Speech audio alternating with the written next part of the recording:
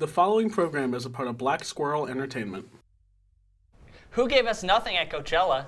And what blonde women are beefing? Making Kent feel like Hollywood, this is The Blurb.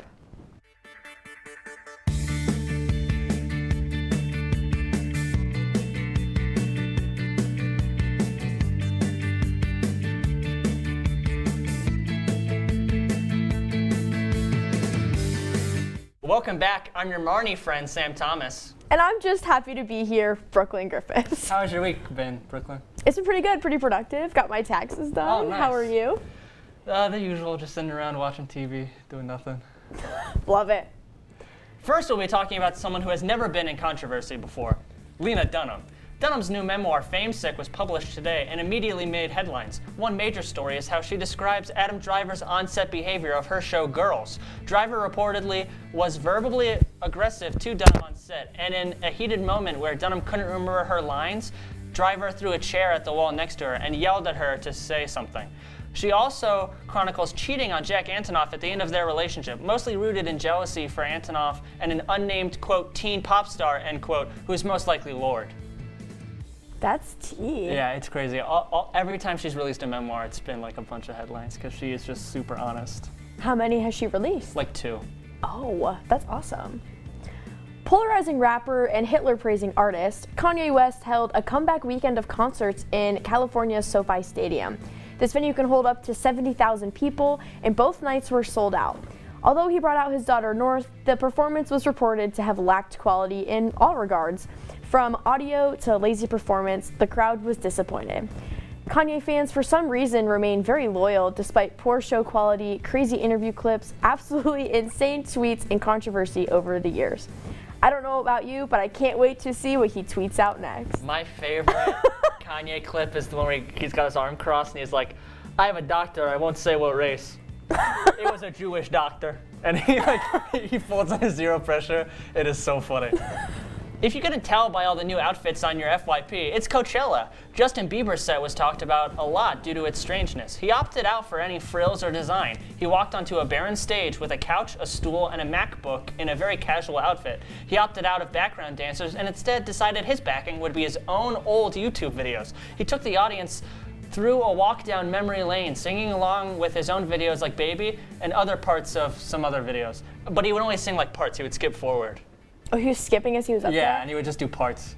Oh, that's kind of weird. I thought it was cool that he wanted to kind of go down memory lane, but I heard the first half of the set was just like swag and no one knew the songs. Yeah. Yikes. If you're a white girl in a sorority or involved in basic TikTok drama, you've probably seen the beef between two popular creators, owner of the Unwell Network, Alex Cooper, and Get Ready With Me queen, Alex Earl. In 2022, Cooper signed Earl onto her network to have a podcast at her company. The podcast, Hot Mess with Alex Earl, randomly stopped making episodes in the fall of 2024. Neither of the Alexes or the Unwell Network gave a reason, and the episode didn't feel like a finale. Since the beginning of 2026, Earl has been reposting videos across all social media platforms that shade her boss, Alex Cooper, and her interviewing skills and how she runs her company. Apparently her NDA has expired, and Alex Cooper took to TikTok and said that this fake drama and encourages Earl to just tell everyone what happened because she has nothing to hide, according to People magazine. Earl commented, "Okay, on it," on the TikTok, and nothing has been posted by either party since. And it was released that there were no NDAs. Okay, yeah, this is a huge nothing burger then. No, and what's gonna happen is she's gonna come out and be like, actually, I'm re-signing with Unwell and my podcast starts again next week. So, yeah. This is a huge day for your annoying friend. Lin-Manuel Miranda has released the cast list for his next musical, Octet. It is an adaptation of a chamber choir musical by Dave Malloy.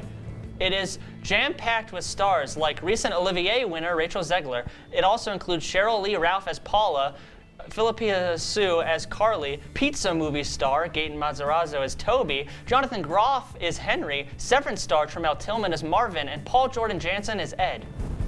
I saw this online, and what a stacked lineup. I mean, from the pizza movie star Gaten Matarazzo. Pizza movie star.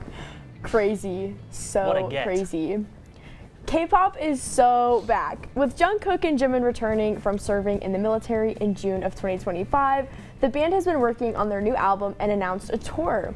Their album titled Airy Ray released on March 20th, and their tour kicked off this week in South Korea for a crowd of about 40,000 people, despite heavy rain, according to Billboard magazine.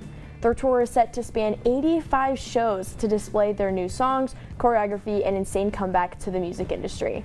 They were very missed, and I'm so glad that they are back. Do you watch SNL UK at all? No. One of the Weekend Update hosts over there has a running joke about how he goes on and on about BTS, but then at the end he's like, but I don't know anything about BTS. And I learned about that from SNL UK. Love that. Love it. I love a good BTS bit. Next up, we're talking about the darling of Hollywood, Ryan Gosling. Registration for Lavender Celebration is open now. Lavender Celebration is a historic pre-commencement ceremony held to honor queer graduating students. Now hosted by Pride Kent, this event will be held on April 30th from 6 to 9 p.m. in the Kent State Student Center Ballroom with a community reception at 5. Join us for a free dinner and award ceremony with keynote speakers and watch the graduates walk the stage and receive our iconic rainbow stoles. Bring your friends, family, and absolutely anyone, regardless of how you identify. Scan the QR code or go to the link below and register today. Registration closes April 20th. The collaboration between Kent State and the Cleveland Museum of Natural History is a long-standing one. Dr. Aaron's experimental lab is really state-of-the-art. It's known internationally. We can recreate any artifact from the last 3 million years, and the Cleveland Museum of Natural History has pretty much any tool that ancient people use. So we send our students up here to study those examples so they can figure out how to recreate them. And the collaboration led to incredible discoveries right here in Ohio. And it's a dream come true. First, they said cigarettes were safe. We know how that turned out. Now, they say they didn't market e-cigarettes to teens. Fact, more than 1 in 4 high school students are vaping, and 80% say their first e-cigarette was flavored. Vaping is harmful to developing brains. The reason we think vaping is safe? Marketing. Same lies, different day. Tell Big Vape to quit lying. Yeah, So, Big Vape.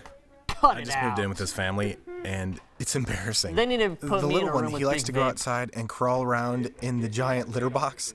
I don't know what he's doing. I mean, Oh, are we doing I mic was check? born and I knew how to use the litter box. Oh, okay, cool. Look at that. Well, I'm That's usually. disgusting. I would say I'm usually Oh, talking. poop already. What are You're you making me saying? nervous. Oh, okay, I can't look at this anymore. I really hope he grows out of this, for his sake. Julie was always a voracious reader. She'd carry 2 novels on an airplane because she'd read one on a 3-4 hour ride. And at some point, I began to notice that she would read a page and couldn't remember what she had just read, and she'd have to go back and read it again. I don't remember much these days after I read, but less does for me, and I love it.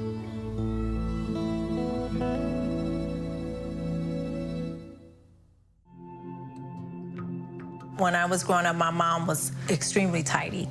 We were trained to put things back where we got them from. One day, when I walked into my mom's house, I felt like I walked to someone else's house. There was stuff everywhere, and just growing up the way I grew up and to see this transition was very alarming. When Sean talked to me, it was a wake-up call, and that's when I went to the doctor.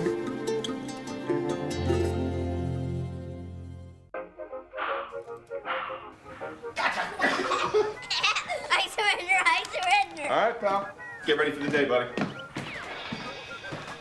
Hey, Dad. Hey, Dad. Do we have a gun? What's up? Do we have a gun?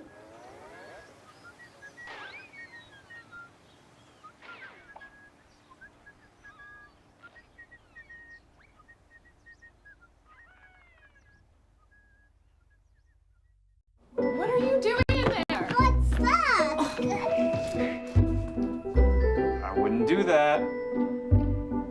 What are you doing? What are you looking for?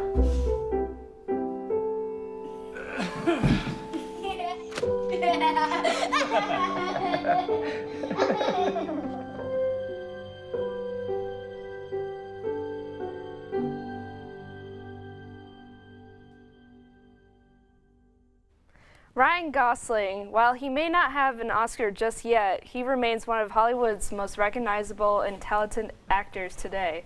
We'll be discussing some of his Academy-nominated films with Brooklyn, Sav, Peter, and Andy. Have you guys seen Project Hail Mary? Not I have not. Yep. So most of y'all have it.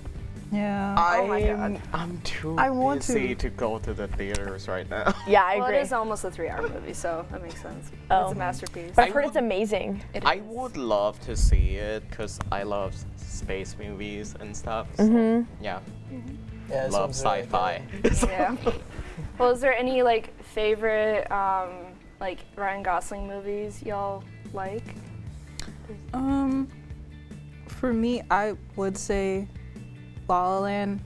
Same. It's a I great also movie. see that there's Barbie. I wouldn't say Barbie was bad, but it was not my cup of tea. It wasn't one Okay. of my favorites, honestly. Yeah. What do you think, Brooklyn? Okay, my favorite is Crazy Stupid Love. It's actually like a comfort movie of mine. That's such a good one with Steve And Carell. Steve Carell, I was just about to say, I love Steve Carell. He's amazing. He's on my Hear Me Out list as well, if anyone was wondering.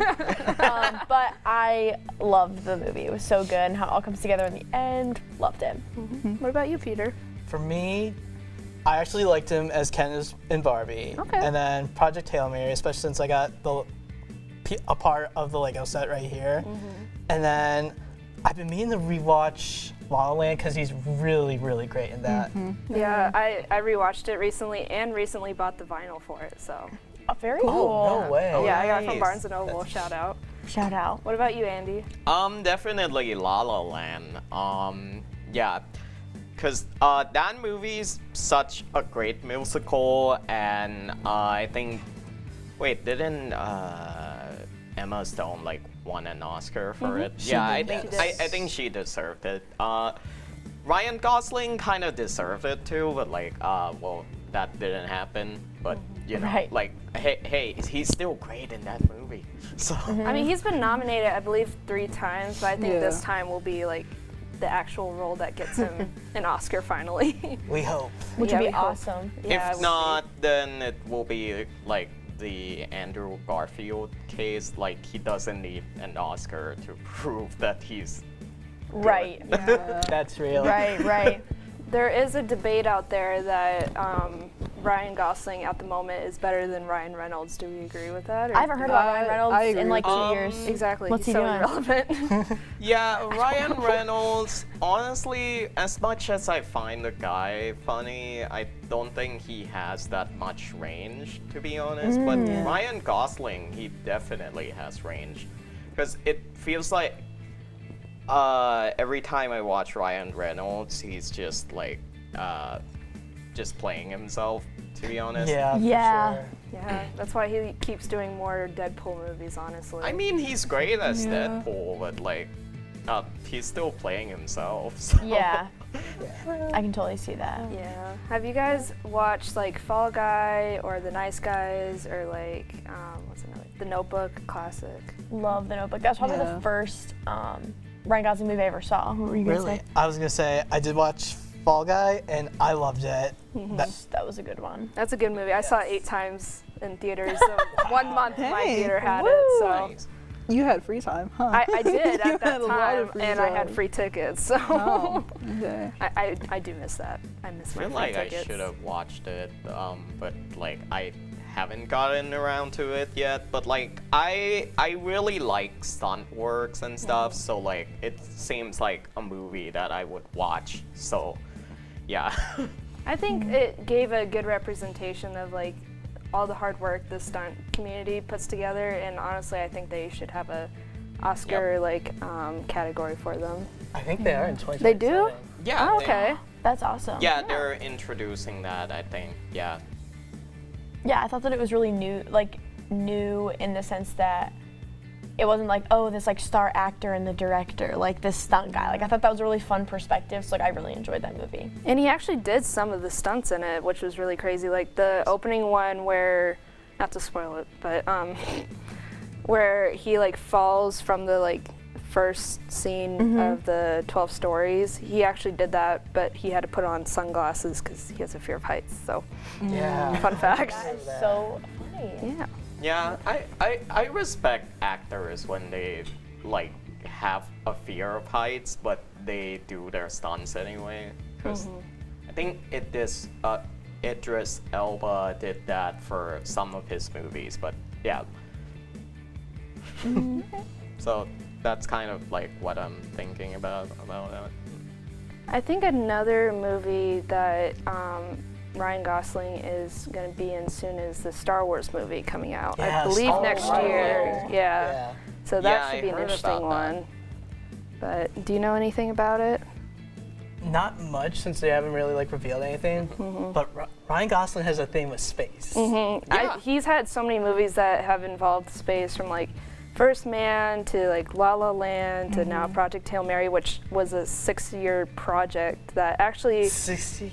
Yeah, it was 6 years. And it like they started production before the book actually came out, so that was really interesting. What? That's really crazy. That's like that one TV show, The 100 or something, because that apparently got started that way too. I also heard rumors that he's like being talked about at Marvel or something for That would be so awesome. Yeah. I think it's mainly for Ghost Rider as John Blaze. Yeah, I think he would kill it at that role. Yeah, that would be awesome. I would love to see that. And like, I mean, he's done some action movies. Like, there's The Gray Man, that's a popular Netflix film, and then he did Blade Runner 2043 with Harrison Ford. Yeah, I saw that one. You saw that one? Yeah. I haven't seen it yet. Is it good? Yeah, I liked it more. So I think my sister liked it more than I did a bit. But yeah, it's not bad. Yeah, it's. I think it's supposed to be like the sequel to the original Blade Runner. But yeah, so I think he did a good job in that film. So yeah, for sure.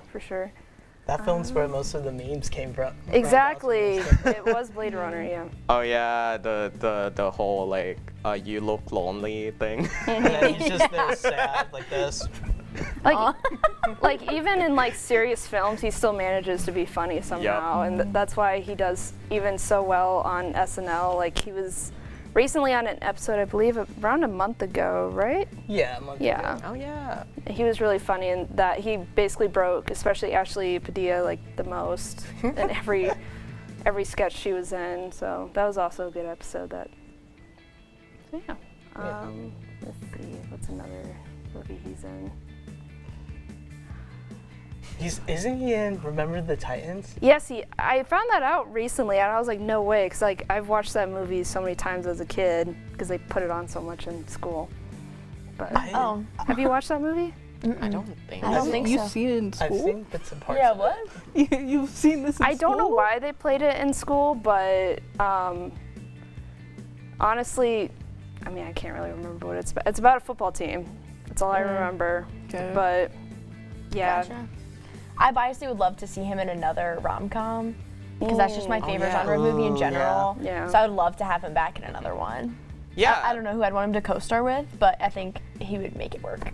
Speaking of, another musical would be great for him. Oh, honestly. a musical rom-com, Oh my another God. one. Like anything, maybe Dr. Jekyll and Mr. Hyde. I don't know. Okay. I just want Jekyll and Hyde in film form finally. But Yeah. One day. Yeah. Although we haven't fully unpacked everything that makes Ryan Gosling so great, up next, get ready to laugh as our cast members perform comedic improv. We'll be right back. Can you help me?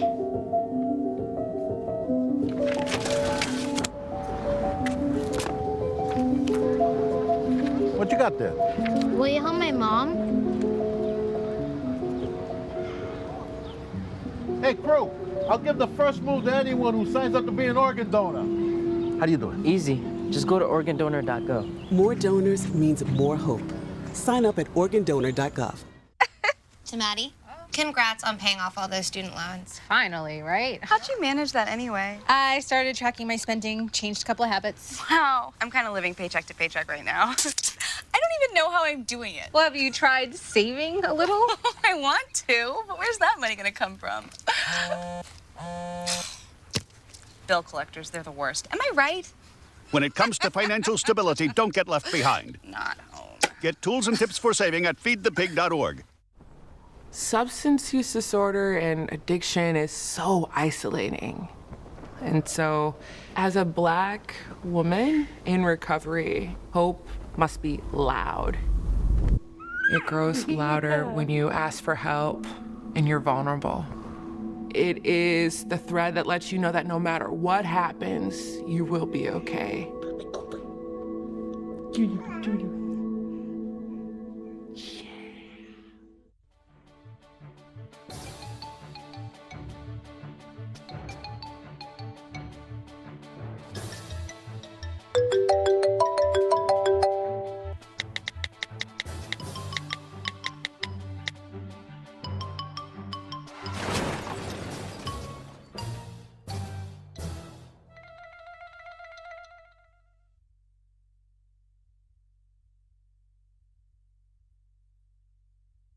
When I was your age, I was just like you, fascinated by stars.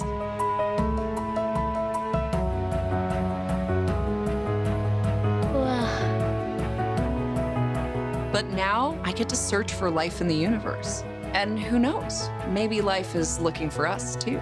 So we're like aliens to them? Yeah. Does anyone want to be a scientist now? I do. Awesome. We need more girls in STEM. Maybe we can find aliens. Today I'm going to talk to you about physics. Come on in, girls. Let's go. This is the first rocket to get humans to Mars. Really tall. I'm a rocket structural engineer, designing and building parts of the rocket. You are the generation that will be stepping foot on Mars. Do I have a group of astronauts on my hands? Yes. You can become a rocket scientist or whatever else you want to be. There's a place to share gossip about the office party fun, and a place to share the story you tell everyone. There's a place to share a laugh about when things went wrong, and a place to share the video of you dancing to your song. There's a place to share spare change, lunch, and your time. But we could all be better at sharing how we're feeling inside. 76% of employees have struggled with at least one issue that affected their mental health. When you share, you're not alone. Today, the world could use a little more understanding. Understanding nurtured by shared values. We come together at Kent State. Different dreams, different viewpoints, united by purpose. Preparing to make a difference in our divided world. Wherever you are in your life's journey, come learn with us. Begin at Kent State. Okay, we need a location, the couch, and we need a topic. How about improv? From dingy basements to now selling out theaters, we'll be talking all about improv comedy. That was really perfect. good. Yeah, that intro was really good. You got it there. Would you believe me that I wrote it? But yeah, do you guys, I feel like with all the dropout stuff now, they just played a show in Columbus to a sold out theater. And I think it's like put improv into the spotlight again, but like, what do you guys think about improv comedy? I think it's a true talent. Improv comedy is like a true talent, and I actually really enjoy it. I enjoy, good improv comedy, for sure. Mainly for me, I've grown up around it a lot because my dad worked in an improv. Oh, nice. And he still does it today. So I've mainly grown up around it. So I've seen like a lot of famous people and met a lot of famous people. So I find it very funny, but I haven't like been into it a lot lately these days. Yeah, what you mean. So yeah. What about you? Cool. I very much enjoy it. I haven't, like Sav said, I haven't really gotten into it like much when I was like younger. I think it took me like a few years to like get into it, but then after it, I kind of realized how like kind of different it is from like regular like comedy like theater, and that's why I think makes it like so very much like funny, because you get to like experience it like there firsthand. So it's very good. They've definitely moved a lot more into like the digital age, because for a while it's very hard to film, because one, they don't want to film it a lot of the time, because a lot of it is about like, oh, we're doing it in this room together and then it's never repeated again. But now, because of a lot of popularity from the different improv shows from Dropout online and their improv shows, UCB, which is Upright Citizens Brigade, which is a big improv theater in New York and LA, now live stream shows that you can buy. Like, you can buy tickets to like watch it on the stream. And, like that's a very new thing for improv and stuff. Like that. Yeah. One thing that me and Nahi were talking about like we see a lot of people like on TikTok. There's this one British group and we don't know the name. Yeah, we're very like, we were trying to remember the name. British group, I don't know this. Yeah, and British, I don't know this one. They do a lot of like, they have also like their fans come out on the stage and position them in different ways, and it's so weird, but it's also so funny because they also like tap each other out saying change and try to change different things. So like the line delivery is like very fun. It's very funny and it's also very chaotic, but true. The one that I see on TikTok a lot, which I think you do. We talked about this. Yes. It's like the niche improv community with red shirt, black hoodie. Yeah, red shirt guy, black hoodie. You know, I saw it because I watched Cody Ko, and he like reacted to this niche improv group, and I thought it was like so awesome. It's so funny, and then yeah, I told Sam about it because I figured she would know because she knows like everything that's online. Okay. She's cultured. She's cultured. That's what I'm saying. Pop cultured for sure. But yeah, I didn't sound like it. My favorite is that like they do some good bits in the niche one, but some of them are just so bad. But it's also very hard, and especially it's all newcomers, and like that's one of the reasons that I don't do improv because it's really scary to me. Yeah. I don't like to do things that scare me. And there's like no structure. Yeah. True. Yeah. Last semester was a nightmare for Extra Life. Oh yeah. Oh, we've tried to do some improv here. Yeah. Yeah, it's very hard, especially because when you have to think about it on the spot. You have to. If it's just something like you have to repeat constantly, it's like, I forgot what I did like the last few minutes ago. We're going to come up with something new, so it's very hard to like. Because there is a think lot about of it. short term versus long term, or long form, short form. Yeah. I also think that improv is used a lot in TV shows than more people think. Like Curb Your Enthusiasm is one of my favorites, and they have story beats that they have to hit because it's like a semi-scripted TV show, but all of the dialogue in the scenes is improv, and they're very serious about it being like fully improv. Like when they're doing setup and blocking and stuff, you're not supposed to talk, and they have like beats they have to hit where they have to bring up a certain topic or move on to a certain topic. A lot of it is improv, and I don't know if people really realize that, and I really enjoy it. Yeah. I will say one group that I've seen like online, like Instagram and TikTok. I'm not sure if this like entirely counts as improv, but it's Make Some Noise. Like that's dropout stuff. Yeah, that's improv. Yeah. Okay. I was just making sure because I always see like their videos just like on my For You page, and it just always cracks me up like every time. Yeah, they've definitely, like I said before, they've really brought it to like mainstream media. Yeah. Is that the singing duo? No, that's off book. Or there's two different singing duos. Wait, well, who's the other one? It's not off book.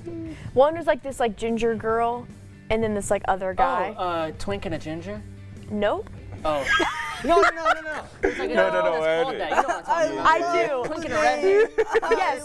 No, that's not what I'm talking about. But I know what you're talking about. Okay. No, it's like they do improv, but they do like mute. Like someone will play like the keyboard, and then one of them will start off, and then they riff off of each other, and like then they'll do like harmonies. It's really crazy. Does she have like really curly hair? No. Oh, okay. No, I'll have to show you later. But yeah, very talented people out there. Oh yeah, definitely. Absolutely. And I think also, I was gonna say something, but now I can't remember. This is why improv is hard. Yeah, right. Literally No, like really. this right now. Because That's what it is right now. You know certain ones, and you're trying to remember the name, or you just can't find it, and you know you saw that clip so long ago. And you're trying to find it. And I think that people are surprised of how long of a history it has, because I feel like a lot of people think it's relatively new, which it is, but it's also not, because it was only really started in like the 50s. Like it goes back. Yeah, and like a lot of people, like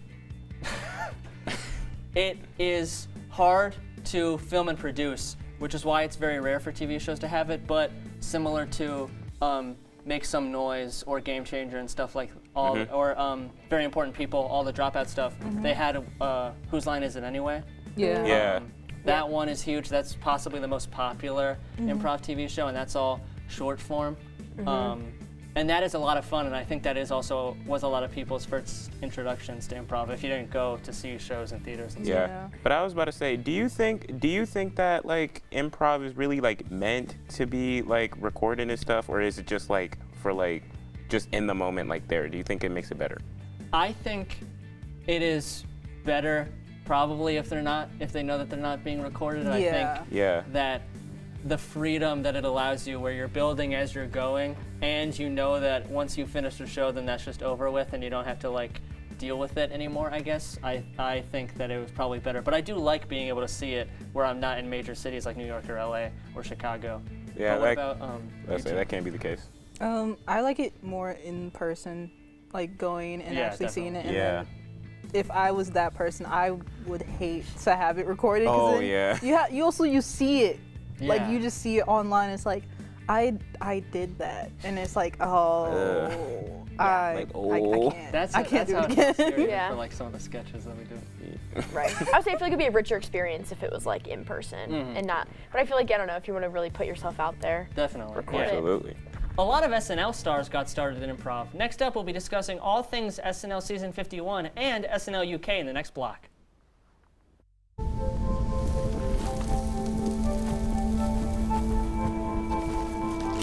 Eva Marie smoked 12,000 packs of cigarettes over 15 years. She quit, and now there's a new lung cancer screening that could save her life. You stopped smoking, now start screening. No matter how much you smoked, early detection could save you. Talk to your doctor or learn more at savedbythescan.org.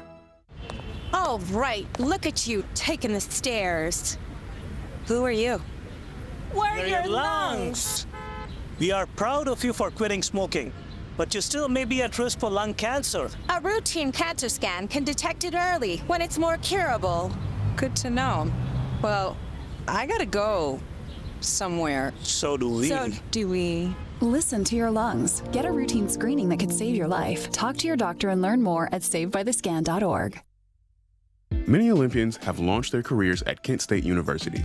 In track and field, veteran coach Nathan Fanger has propelled 2 star athletes to the Summer Games. Following in their powerful footsteps is Olympic hopeful Gabby Bailey. Gabby's high school coach knew Kent State would be a perfect home for the Jamaican star after seeing the success of one of his former athletes, Olympian Danielle Thomas-Dodd.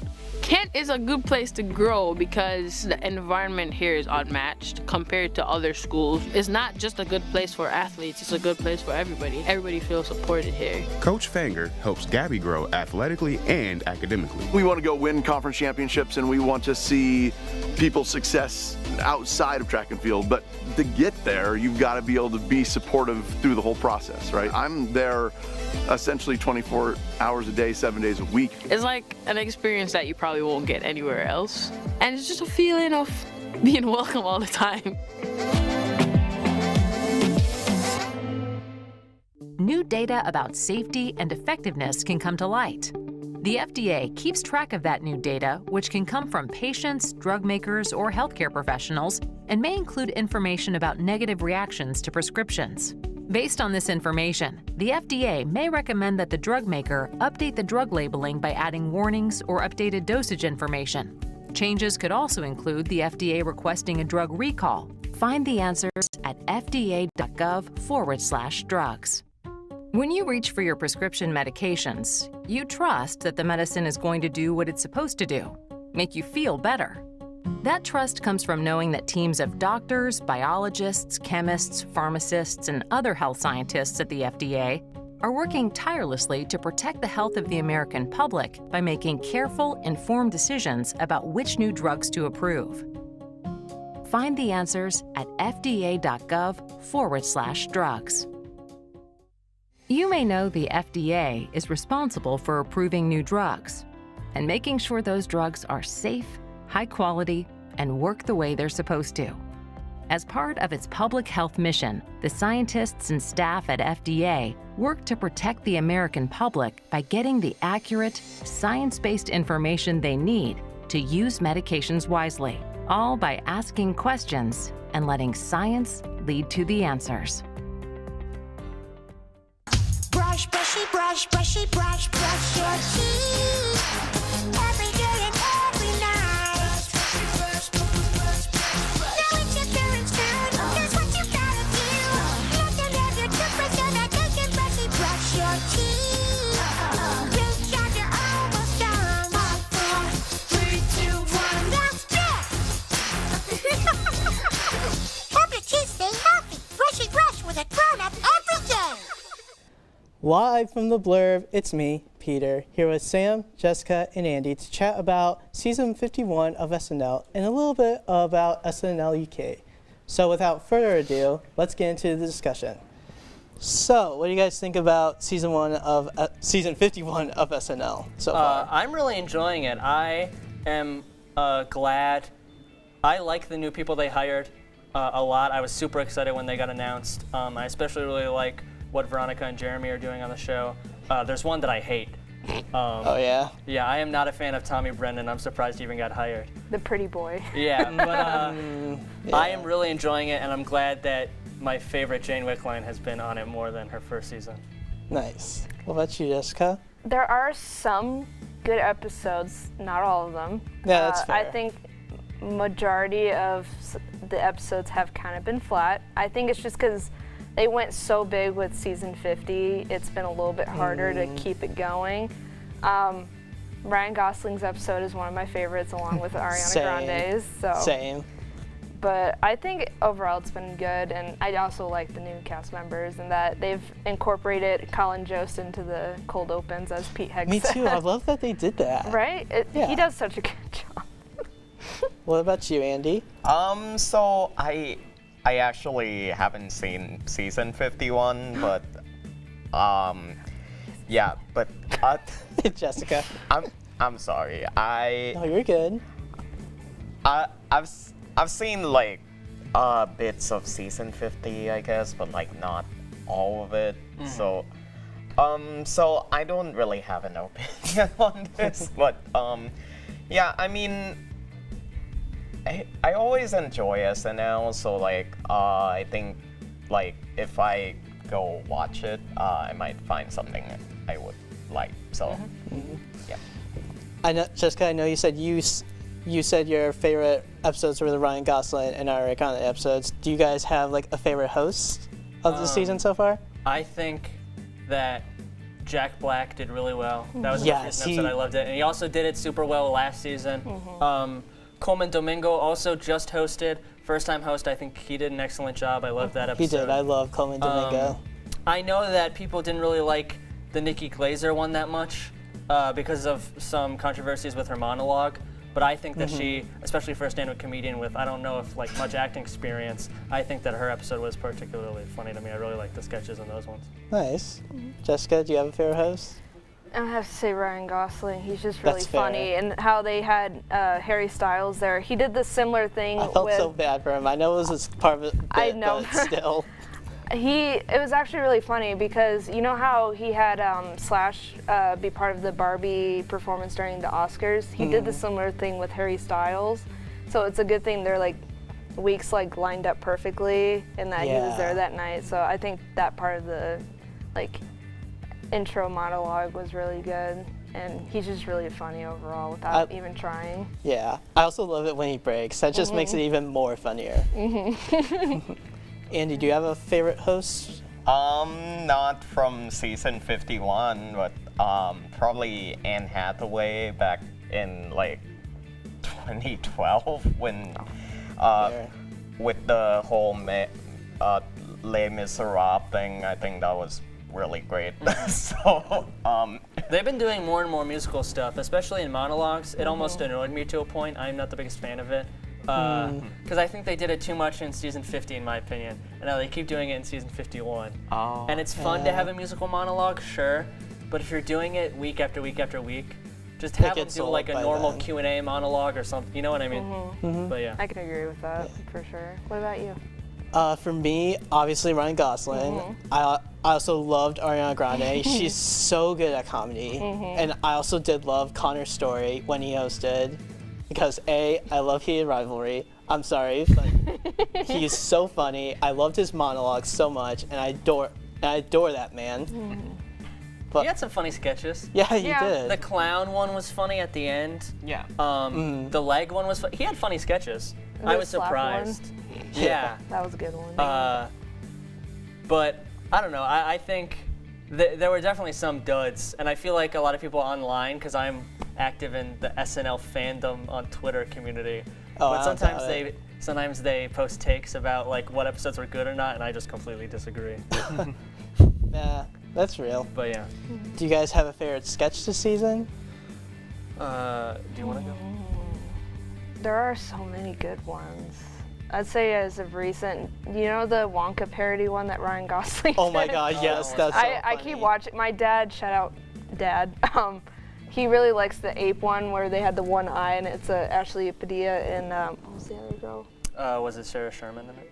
No, it was one of the newer cast members. Oh, Veronica Slowikowska. Yeah. Where he was like, "Can you open the door?" Yeah, can you open the the Cyclops door? one? Yeah, Okay, Cyclops. that I don't know why I said it. My favorite from the Ryan Gosling one, I think it was maybe the first one, was the one where he was like, "Kiss." Oh And it yeah, was, the like, wedding one. Yeah, that one was really Yeah, funny. that's a good one. He also is just like, it was his 5th time hosting, which was a big thing. They've had a few of those this season, and he has a history of good sketches at the show. Yes, for sure. Because he's so funny. Yeah. Do you have a favorite sketch, Andy? So what? Okay, let's see. I always enjoy like the Celebrity Family Feud and Celebrity Jeopardy ones. yeah. Because those are really fun. One of my favorites is called Almost Pizza. Oh yeah, that one's really good. Yeah. With Bill Hader. Yeah, that's probably one of my favorite. Another one is I think this is a more recent one, but I think it's from last season. It's with Ariana Grande. I don't remember the name, but like it's called like. But she plays like this little boy who got castrated. Oh yeah. Oh yes. Yeah, that one was fun. Yeah, that one was funny. that just cracks me up. I also really like the political ones, but like now it gets old for me, to be honest. So old. Yeah. Like, So old. it was fun back in 2016 and 2017, but now I'm just like, whatever. Yeah, I think that one, a lot that goes underrated this season has been Martin Herlihy's pre-tapes. Yeah. I am loving those, or the short films.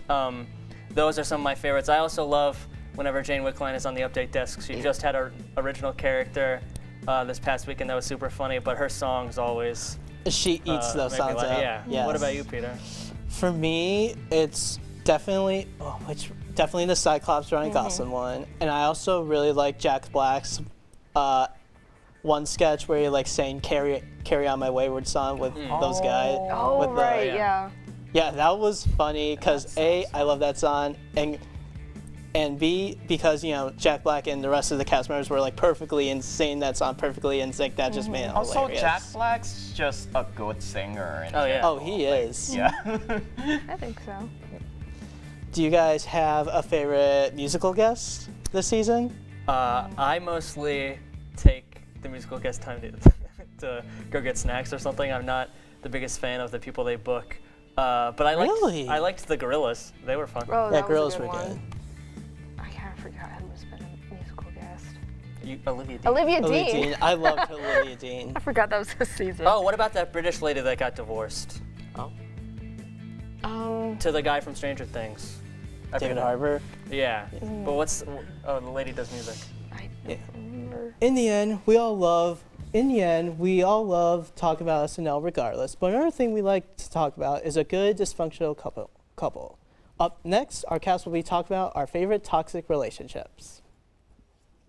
Kent State University, student athletes from around the world find their home away from home. My dream has always been to come to the United States and play basketball on a college level. I'm gonna be the first graduate in my family. It's a big thing for me. The faculty members here at Kent State are incredible. I feel like Kent State, it has all the opportunity in the world. Northeast Ohio is the ideal place for them to excel athletically and academically. From the moment they arrive, students are surrounded by a network of support that helps them thrive and achieve their dreams. We are a family, so helping each other out is one of the most important things. Straight away, I knew I had people that I could count on. As soon as I got here, between coaches, friends that I met pretty early on, I feel like this is a second home now. This is the place. This is it. Coach Starkey, he always asks about how you're doing. Our coaches are so supportive. They make you better athletes, and so many of those qualities are transferable. You're going to come out of here being a successful student athlete. Good morning. Hope you all had a good weekend and are ready to be inspired. One quick thing I want to remind you guys to be studying. Major key alert. Did you just look at your phone while you was in class? You played yourself. Class, today we're talking about inspirational quotes. You want to get that paper? You better turn in that paper and get an A+. That's a major key. Another one. Mogul talk.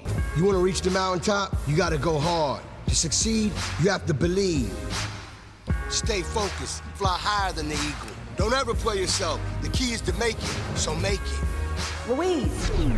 Louise, can you give me an example of an inspirational quote from recent history?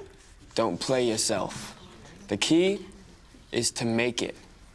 And who said that? I did. Now that's a major key alert. Learn the real major keys to getting to college at getschool.com. At Kent State University, we want all students to develop a global perspective. And with more than 200 study abroad programs in 60 countries, there are many opportunities. One is found in the Central African country of Rwanda, where students connect with survivors of the 1994 genocide. We're learning about the reconciliation process. Rwanda sort of took a very community-based approach to how they recovered. In January, a group of Kent State student athletes traveled to Rwanda, where they organized a soccer camp for children. While we were there, we got to work with kids and spread our knowledge about sports. And we brought shoes, cleats, soccer balls for everybody. It was a transformational experience. The people of Rwanda were full of joy. They were also full of excitement and life. I think the big thing that I'm going to take home personally from the experience is perspective. There's not just one way to do things. This was unlike any other academic experience I've ever had.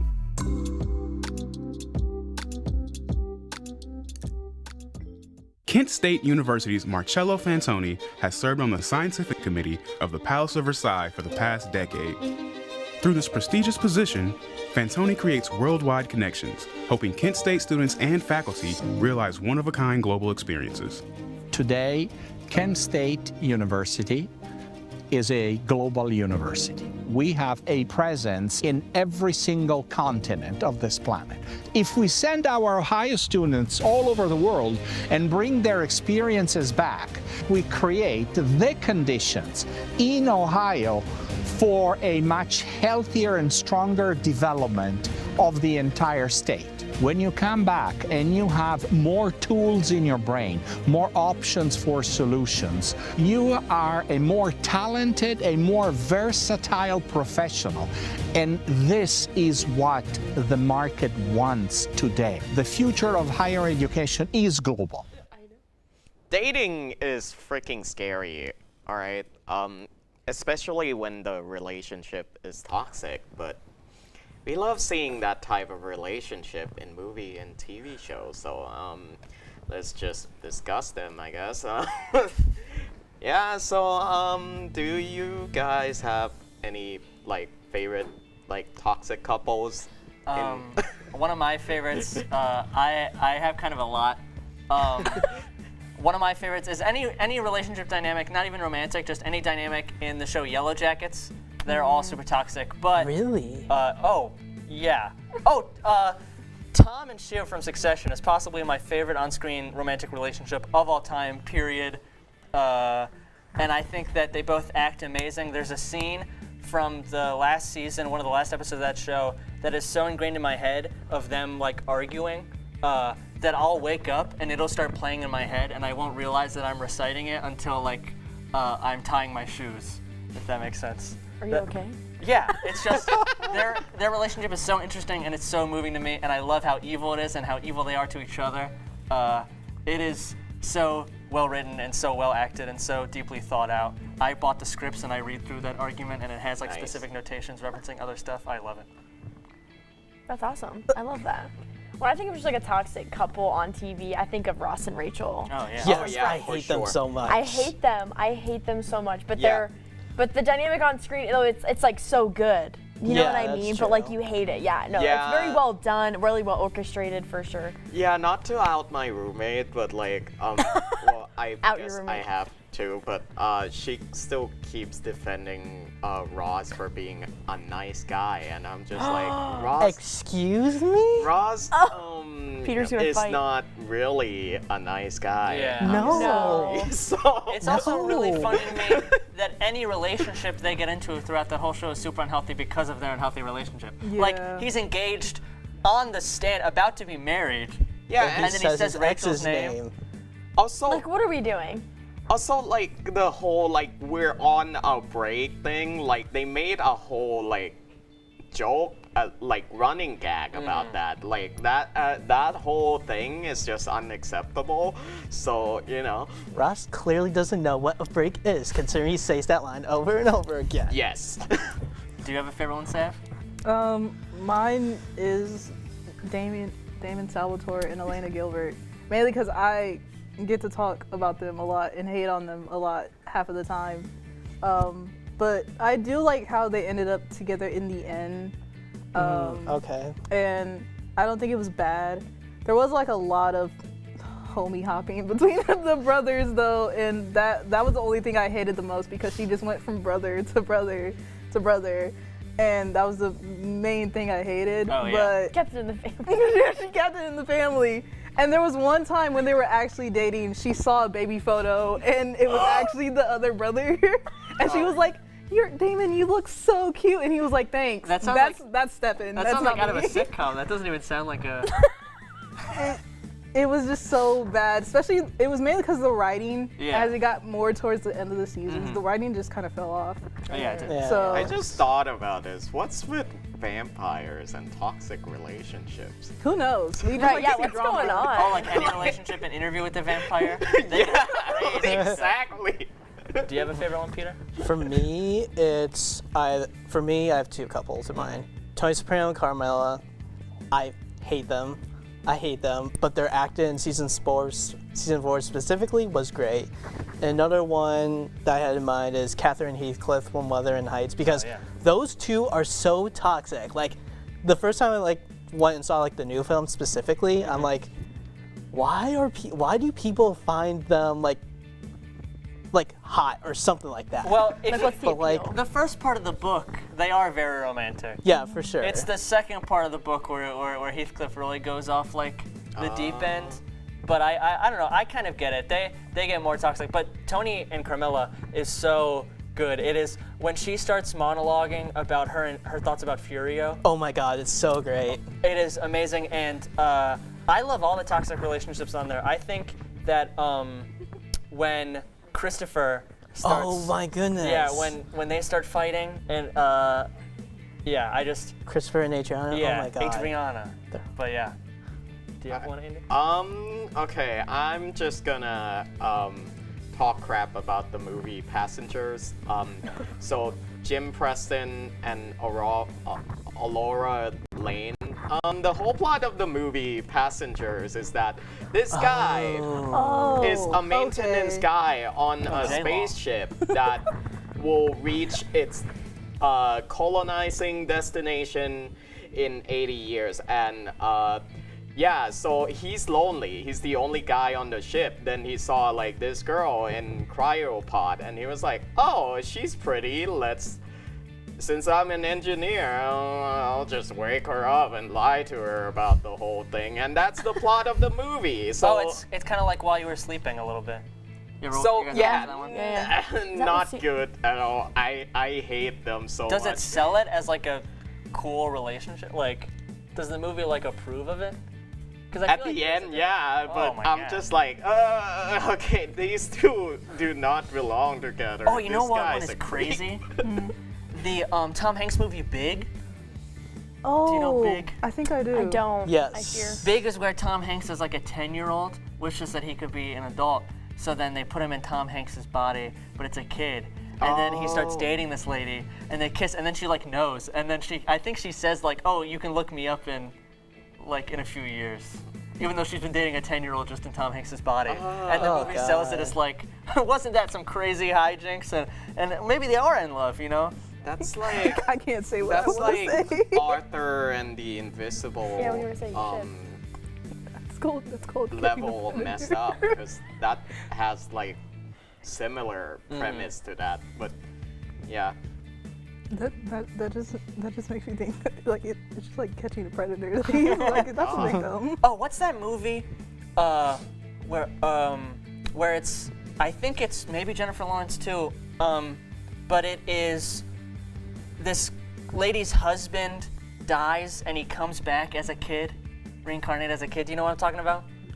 No, I do not know. I think I do. Okay, that movie is. If you said Jennifer Lawrence and toxic relationship, I immediately think about Mother. Oh yeah, but it's not Mother. Yeah, it's not that. But yeah. How about these two? Like, Peter Griffin and Lois Griffin. Like, those two are. They're a mess. I guess, yeah. Yep. Yeah. I think it's hard to talk about them in comedies because they're played for laughs a lot versus like. I really love the relationships and dynamics in Interview with the Vampire, the AMC series, especially Louis and Lestat. They're one of my favorites in the whole series. And I think that, for example, like all the sitcom relationships, yeah, they're very unhealthy. There's a whole show about Kevin can F himself. I really like that one. But a lot of it is like played for laughs, so it's hard to like get involved versus something serious like Killing Eve. You guys ever seen Killing Eve? I heard of it. I've seen clips. It's really good. They're lesbian. It's Sandra Oh and Jodie Comer. Is that her name? But they're really good together, and they get crazy evil. They're constantly trying to kill each other. It's awesome. Oh. Love it. We're talking about toxic relationship. I mean, yeah. You can't give me that look. That kind of just threw me off a little bit. Just a little bit. Is that not what they're doing in Vampire Diaries? Killing each other off? Yeah. Oh, completely. It's not a foreign concept. It's not a foreign concept. I kind of have a crack one. It's Kane and the Moon from the Amazing Digital Circus. It's like, they're implied to be a couple, okay? And is the Moon a character or is it like the Moon? It's the character and literally the Moon, but basically she every time they're on screen together, Kane always like pushes her away or just dismisses her completely. So I think that's toxic in a way, but I guess it doesn't matter that much now since like what? Didn't the actual voice actors get married? I'm not 100% sure, but like, Alex Rockon did get married like last year, I believe. But I don't know if it's to the voice actor of the Moon per se, but yeah. So yeah, and that's all the time we have from the Blurb tonight for you. Be sure to follow us on Instagram and subscribe to our YouTube at BSE The Blurb to see more of our beautiful faces and get more of that celebrity by tuning back in on Tuesday at 8 p.m. for more Hollywood at Kent. Have a good night, Portage County. When you throw away money on wasted electricity, you're throwing away everything you could have bought with it. Saving energy saves you money. My name is Liam Aberly. I am an assistant designer here at Yellow Cake. Everything I do currently is all stuff that builds on top of things I learned at Kent. They had a different commitment to their craft or to their major. You know, part of that is just who he is naturally, and I think part of that he gleaned and honed at, his time at Kent State. There has been a bit of a budding scene here in Cleveland between Valerie and some other designers that live around here, and we're really starting to put Cleveland on the map in the fashion world.